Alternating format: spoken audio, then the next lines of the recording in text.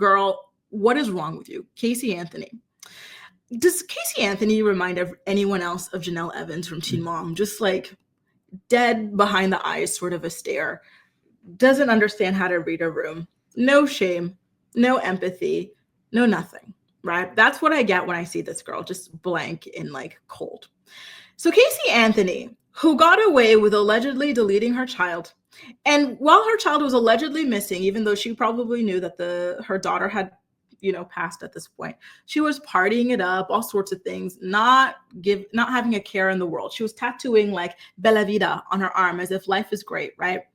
This woman thought we forgot about her and her atrocities. So she decided to come up on TikTok and tell us that she is becoming some sort of a legal advocate. If you do not get your trifling ass out of here, take a look at the video and we'll come back and discuss it on the flip side.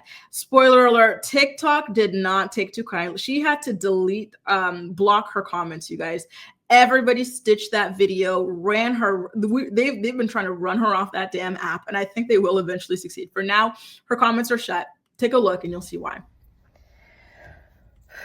I sweat to death. Today is Saturday, March 1st, 2025. This is my first of probably many recordings on a series that I'm starting. I am a legal advocate. I am a researcher. I've been in the legal field since 2011. And in this capacity, I feel that it's necessary, if I'm going to continue to operate appropriately as a legal advocate, that I start to advocate for myself and also advocate for my daughter. For those of you who don't know, my name is Casey Anthony. My daughter is Kaylee Anthony. My parents are George and Cindy Anthony. This is not about them. This is not in response to anything that they have said or done. That's not to say that I'm not going to respond at some point to some of the things that they have said and done. The whole point of this is for me to begin to reintroduce myself. I'm doing this both personally for me, but in a professional capacity. Moving forward, the majority of what you will see will be me speaking in a professional capacity. My goal is to continue to help give a voice to people, to give people tools and resources that they can utilize so they actually know where they can turn to. So with that, please join me on Substack.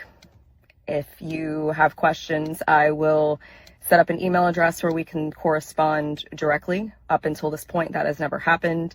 And it's only going to be on a limited basis regarding legal issues, legal matters.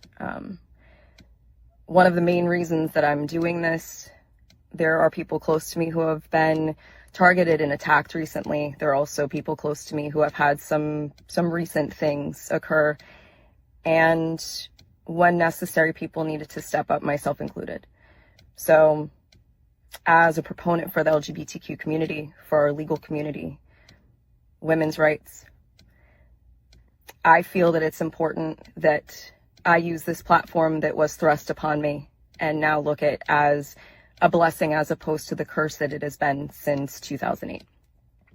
With that, these aren't going to be perfect. They're not going to be edited. Most of the time, they're not going to be short. But I am proverbially standing in the light, embracing this piece, still going to keep my privacy intact, so you will get very comfortable with my car, and I will explain in great detail why it's so important for people to protect their privacy. It's not just important to public figures, it's even more important to private individuals. And with the current climate in our country especially, it's that much more important, which is why I am utilizing the Substack platform. Yes, I am advertising this and publishing this on TikTok, possibly also through other meta platforms, but my intention is to separate from that and showcase even more why Substack is such an important resource for people to utilize moving forward.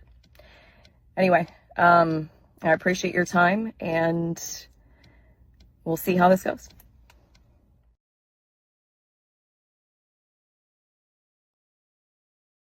So there she is, coming out saying that she's some sort of a legal expert, which, okay. Is it just me, but did she not even list like her educational qualifications for giving people any sort of legal advice, I find that odd because, correct me if I'm wrong, but people who work in the legal field, especially lawyers, like they have to tell you, okay, like I am a lawyer, I am licensed to practice in this state or whatever. She just comes out here telling us that she's some sort of a legal expert or whatever, advocate, but no details further than that. What makes her a legal advocate? I still don't know. Perhaps I missed it, but I don't see it. It was just to me like a whole lot of nothing, all here just to promote her Substack.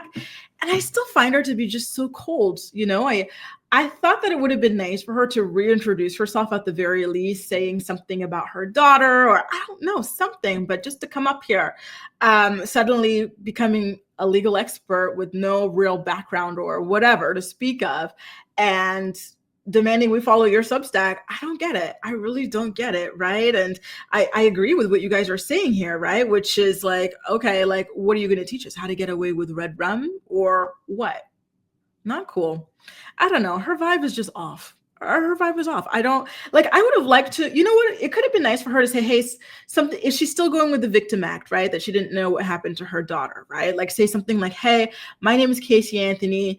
Over a decade ago, blah, blah, blah. I was like, you know, thrust into the world and something. I had a tragedy with my daughter, and this inspired me to help other people and to seek justice. You know, like the person who does, like, what is it? The America's Most Wanted, that host, right? Like every single episode, he opens it up by telling you guys that his son was kidnapped and then unfortunately red rummed, and that inspired him to seek justice for other people, right? By doing that show. Like I think she could have at the very least done that. Missed opportunity. But again, I think it's just about how like off she is, and she just doesn't even realize it. Like, anyway.